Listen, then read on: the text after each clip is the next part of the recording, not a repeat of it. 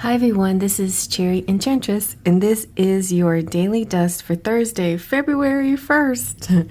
If you're watching in real time, if you're not, that's fine. This is just a general message anyway. For whenever you stumble upon it, you can take it, the messages, however they resonate.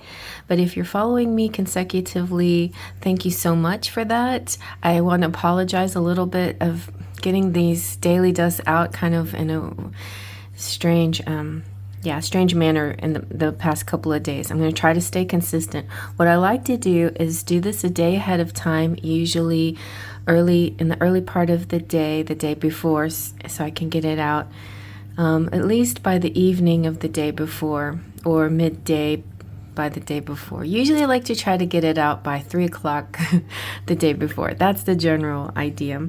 So being that it's February, for those in real time, we are going to do a countdown to Valentine's Day, and also we'll have a little Mardi Gras celebration as well. But countdown to Valentine's Day using all my love decks. I may have to repeat a little bit, but not a lot, because I have a lot of love decks. I'm going to start it off with the Final Rose Tarot, a beautiful tarot that my daughter gave me that is reminiscent of The Bachelor and The Bachelorette shows. It's very charming. I think it's one of those must-have tarots if you're a tarot reader or have a channel. It's really, really cute. So this is the most dramatic deck yet, yes. It's very, very sweet. All right. It's very lovely. It has this gold edge, gold foil top, and gold foil on both sides. And it's very affordable. All right, let's give it a good shuffle. I got mine on Etsy, I think, or my daughter did.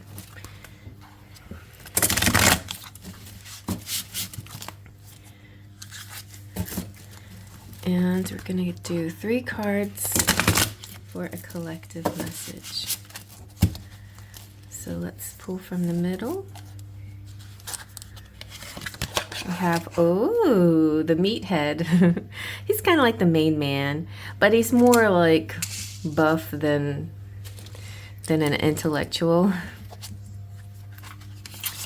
And we have the rose ceremony. And the 4 of Mirrors, which is reassuring rose. That's wonderful. This is a really good progression here.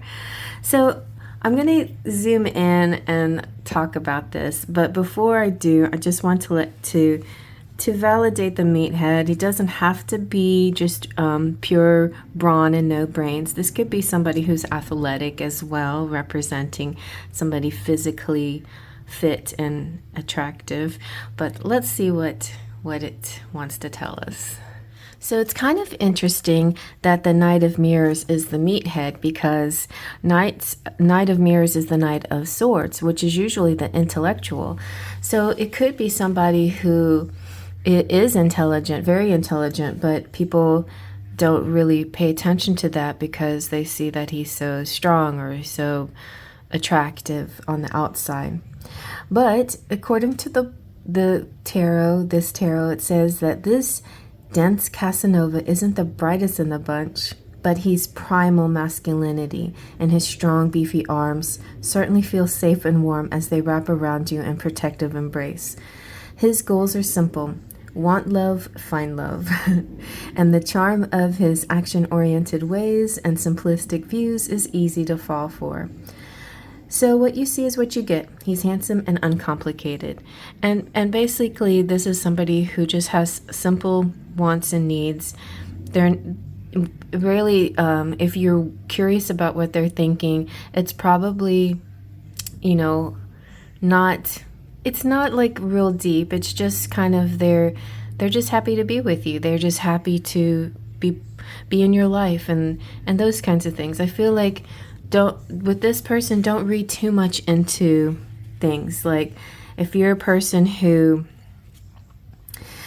has kind of has many thoughts. This is person that's not like that. This is a person that's just, he's chill, you know, he's easygoing, and he may just have a lot of enthusiasm when it comes to physical things, physical fitness, sports, and other things. So the rose ceremony is kind of fun because this is kind of like he's making a choice, and he chooses you, and he thinks that you're awesome. Like, he doesn't have a problem that you overthink things, but he wants to reassure you, you know, that, hey, I like you, you know, I like you out of everybody. I like you the most. And yeah, I may look a certain way, but that doesn't mean that I'm any different, you know, that just because I'm, you know, this kind of buff guy doesn't mean that I can't be physically attracted to you, you know, whatever shape or size you are. So there's a lot of that out there, I promise you. There are definitely the egotistical, muscly guys who feel like slender or fit is the only way, and they look down upon anybody else. But then there's the physically fit guys that love everybody, you know, love every shape and size, and sometimes they're specifically attracted to people who are fuller figured or whatever, you know. So you'd be surprised that there's some people out there like that. Anyway, so if you are surprised, don't be. That's kind of what this is saying. He's trying to reassure you. Yeah, I like you. I like you a lot. You know, your beauty runs deep. It's not just the physical. Even though I'm physically focused, I can judge, or not judge, but I can accept a person, that know about a person, and the person is more than just their physical beauty, just the physical beauty on the outside. I can see deeper than that. Don't just assume that I can't, you know. So I feel it's kind of something like that. It's kind of interesting. And, you know, he may be surrounded around a bunch of people, a lot of girls who are, you know, have really beautiful figures or whatever. Beautiful figures. You know, it's all in the eye of the beholder. You know what I mean? It's an aesthetic to each. Everybody has their own ideal aesthetic for themselves, right? And we shouldn't impose our aesthetic tastes on other people. Certainly there's health, but we shouldn't impose our health judgments on other people as well, right? So I think he kind of actually is a bit broad-minded when that's in that concern. He's not very close-minded in that respect. He sees everybody as able and beautiful in their own way and willing to be loved. And he doesn't think that whatever skinny girl or the muscular girl is any better than the other girl, especially if the personality to him, I think, is the most important. I feel like that's really what's coming out. Now, it feels like a judgment, and we walk around everywhere feeling judged, right? Be it from our parents, our work, or whatever it is. And so it could, you know, you could be feeling a little bit like, what does he think about me? Or the other way around, what does she think about me? So maybe it's important to kind of let go of the judgment, but there is kind of a judgment involved. You know, it's sort of it's a fair judgment. Like, I'm judging you not on your looks, but on who you are. So just be yourself, because I love you for the way you are. That's how it is. I love you the way you are. And that's why it's full of clarity. It's like, that's why he knows who he wants, because he's zoomed in, he's looked into somebody's eyes, and he sees who they are deep inside, and he knows that's the one for him. And everything else kind of fades away. It's not about their body, or, you know, if they have the perfect teeth or if they have the perfect hair. It's about so much more than that. And so with the Four of Mirrors, again, we have the Swords energy. And it's the Four of Mirrors kind of gives us a communication. So I'm not sure how he's going to communicate with you, if he will give, like what's his love language.